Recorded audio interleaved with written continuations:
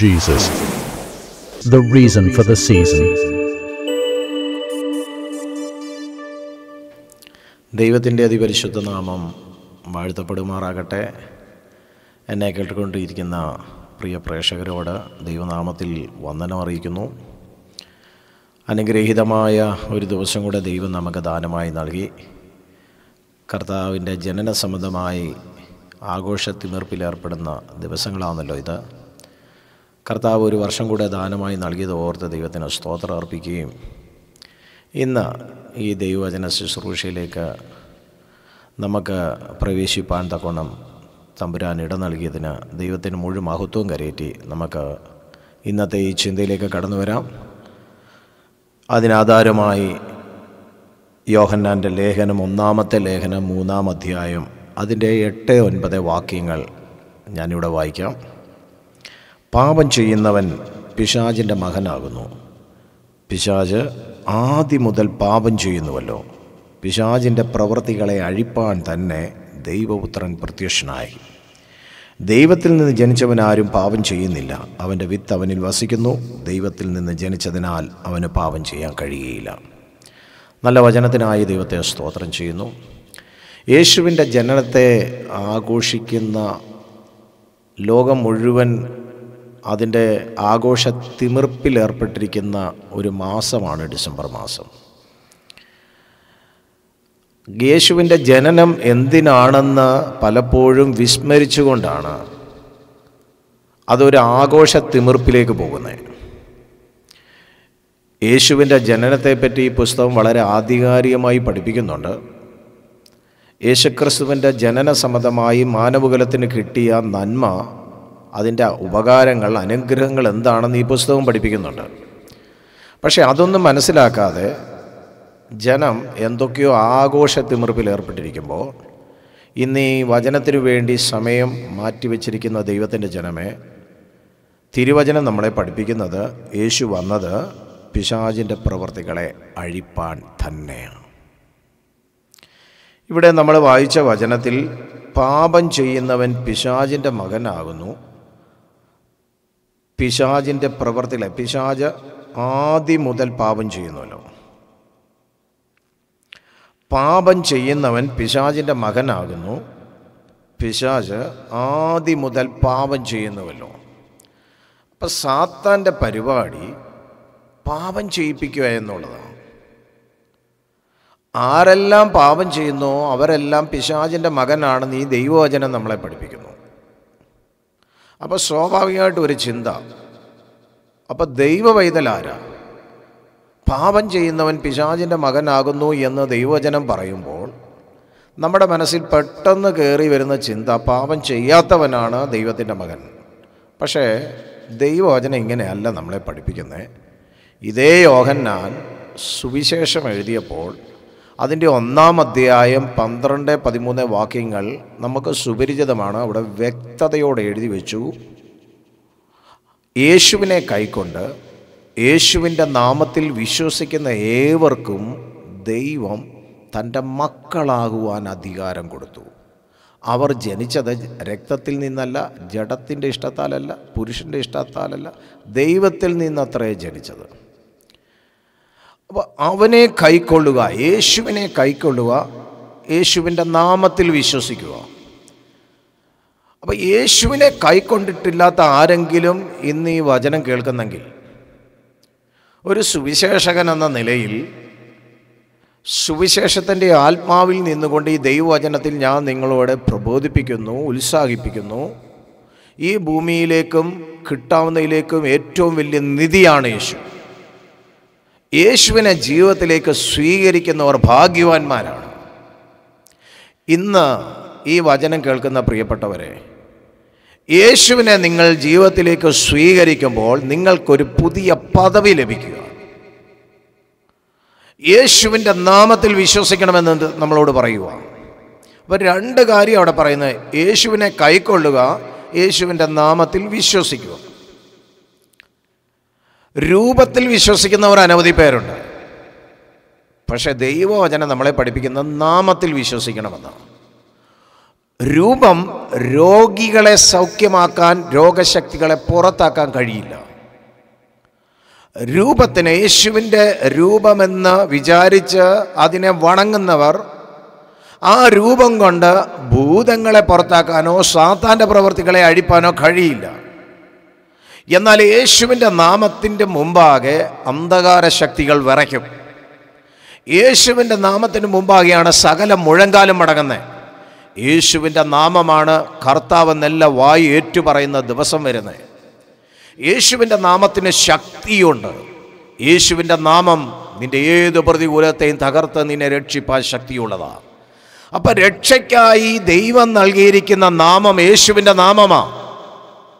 വിടുതലിനായി ദൈവം നൽകിയിരിക്കുന്ന നാമം യേശുവിൻ്റെ നാമമാണ്. രൂപത്തിലല്ല രക്ഷയിരിക്കുന്നത്, യേശുവിൻ്റെ നാമത്തിലാണ് രക്ഷയിരിക്കുന്നത്. ഒന്ന്, യേശുവിനെ കൈക്കൊള്ളുക. രണ്ട്, യേശുവിൻ്റെ നാമത്തിൽ വിശ്വസിക്കുക. ഇന്ന് കേൾക്കുന്ന ആരെങ്കിലും ഇതുവരെ യേശുവിനെ കൈക്കൊണ്ടിട്ടില്ലെങ്കിൽ, നിങ്ങൾ നിങ്ങളുടെ ജീവിതത്തിലേക്ക് യേശുവേ, ഞാൻ പാപിയായ മനുഷ്യൻ, അതുകൊണ്ട് എൻ്റെ പാപങ്ങൾക്ക് വേണ്ടി അങ്ങ് കാൽവറിയിൽ മരിച്ചെന്ന് ഞാൻ പൂർണ്ണ ഹൃദയത്തോടെ വിശ്വസിക്കുന്നു, അങ്ങ് എൻ്റെ ജീവിതത്തിൽ ഇന്നു മുതൽ എൻ്റെ രക്ഷകനും കർത്താവുമായി കടന്നു വരണമേ എന്ന് നിങ്ങൾ ഹൃദയപൂർവ്വം ആഗ്രഹത്തോടെ വായും കൊണ്ട് ഏറ്റുപറഞ്ഞാൽ യേശു നിങ്ങളുടെ ജീവിതത്തിലേക്ക് കടന്നു വരികയാണ്. യേശുവിൻ്റെ നാമത്തിൽ നിങ്ങൾ വിശ്വസിക്കാൻ തുടങ്ങുമ്പോൾ, ഇന്നലെ വരെ നിങ്ങളുടെ ജീവിതത്തിൽ പരാജിതമായിരുന്ന മേഖലകൾ, ഇന്നലെ വരെ നിങ്ങളുടെ ജീവിതത്തിൽ തകർച്ചയായിരുന്ന ജീവിത മേഖലകൾ, അതിനെയെല്ലാം പരിഹരിക്കാൻ ഈ നാമം ദൈവം നിങ്ങൾക്ക് നൽകിയിരിക്കുക. എന്നിട്ട് ദൈവം ഉന്നതമായ ഒരു പദവി നമുക്ക് നൽകിയിരിക്കുന്നു. പുത്രത്വത്തിൻ്റെ പദവി, അധികാരം നൽകിയിരിക്കുന്നു. അവനെ കൈക്കൊണ്ട് അവൻ്റെ നാമത്തിൽ വിശ്വസിക്കുന്ന ഏവർക്കും ദൈവമക്കളാകുവാൻ ദൈവം അധികാരം നൽകി. ഇതിൻ്റെ ശ്രേഷ്ഠമായ രണ്ടാമത്തെ വാക്യം കിടക്കുന്നത് റോമാലേഖനം 8-ാം അധ്യായത്തിലാണ്. ദൈവാത്മാവിനാൽ നയിക്കപ്പെടുന്ന ഏവരും ദൈവമക്കളാകുന്നു. യോഹന്നാൻ എഴുതി അധികാരം ലഭിച്ചു. പൗലോസ് റോമാലേഖനം എഴുതിയപ്പോൾ എഴുതി ദൈവാത്മാവിൽ നയിക്കപ്പെടുന്ന ഏവരും ദൈവമക്കളാകുന്നു. ദൈവത്തിൻ്റെ ആത്മാവിനെ നമുക്ക് ലഭിക്കണമെങ്കിൽ പത്രോസ്ലീഹ നമ്മളോട് പറഞ്ഞു, മാനസാന്തരപ്പെട്ട് നിങ്ങൾ ഓരോരുത്തരും യേശുക്രിസ്തുവിൻ്റെ നാമത്തിൽ സ്നാനമേറ്റാൽ ഈ ദാനം, പരിശുദ്ധാത്മാവ് എന്ന ദാനം നിങ്ങൾക്ക് ലഭിക്കും. ഈ പരിശുദ്ധാത്മാവ് നമ്മുടെ മേൽ വന്നത്, പരിശുദ്ധാത്മാവ് നമ്മുടെ ജീവിതത്തിൻ്റെ നിയന്ത്രണം ഏറ്റെടുത്ത് പുത്രത്വത്തിൻ്റെ അധികാരത്തിൽ നിന്ന് അവകാശത്തിലേക്ക് നമ്മളെ നടത്താനാണ്. അതുകൊണ്ട് എന്നെ കേൾക്കുന്ന പ്രിയപ്പെട്ടവരെ, യേശു വലിയൊരു കാര്യം നമുക്ക് വേണ്ടി ചെയ്തത് നമുക്കറിയാം. പക്ഷേ അതിൻ്റെ അനുഗ്രഹം അനുഭവിച്ച് ജീവിക്കാൻ നമുക്ക് പറ്റാതെ നമ്മളതിൻ്റെ ആഘോഷ തിമിർപ്പിലാണെങ്കിൽ നമ്മളെപ്പോലെ ഭൂലോക വിട്ടികൾ ഈ ലോകത്തിൽ വേറെ ആരുമില്ല.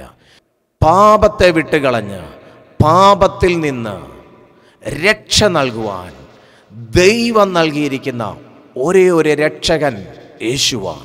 ആ യേശുവിനെ നിങ്ങൾ ജീവിതത്തിലേക്ക് സ്വീകരിച്ച് നിങ്ങളുടെ ജീവിതത്തിൻ്റെ പ്രയാണത്തിൽ തടസ്സങ്ങളെ അതിജീവിച്ച്, പൈശാചിക തന്ത്രങ്ങളെ അതിജീവിച്ച്, വെല്ലുവിളികളെ അതിജീവിച്ച്, പ്രലോഭനങ്ങളെ അതിജീവിച്ച്, ലോകമോഹങ്ങളെ അതിജീവിച്ച്, ജഡിക താല്പര്യങ്ങളെ അതിജീവിച്ച്, ശ്രേഷ്ഠകരമായി ദൈവം ഒരുക്കിയിരിക്കുന്ന ദൈവിക പദ്ധതി ലക്ഷ്യമാക്കി അതനുഭവിപ്പാൻ, അതിൽ ലക്ഷ്യത്തിലെത്തുവാൻ ആഗ്രഹിക്കുന്നെങ്കിൽ നിങ്ങൾക്ക് യേശുവിൻ്റെ നാമത്തിൻ്റെ അധികാരത്തിൽ ജീവിക്കാം.